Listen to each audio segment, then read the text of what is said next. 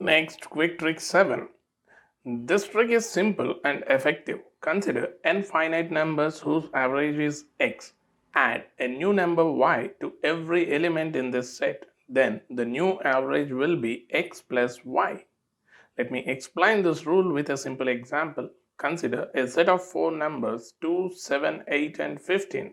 We know the average of these 4 numbers is 8. Now add a number 3 to every value in the set so that it gives a new set. 2 plus 3 5, 7 plus 3 10, 8 plus 3 11, 15 plus 3 18.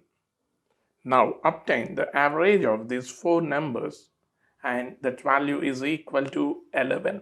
Hope you got the trick.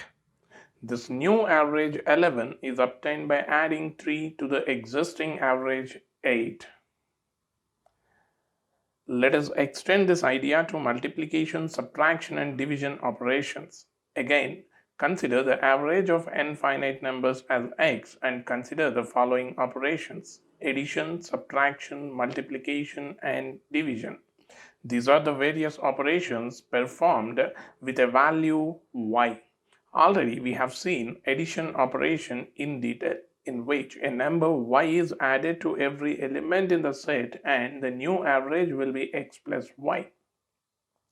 If the operation is subtraction, that is, if a number y is subtracted from every element in the set, then the new average becomes x minus y.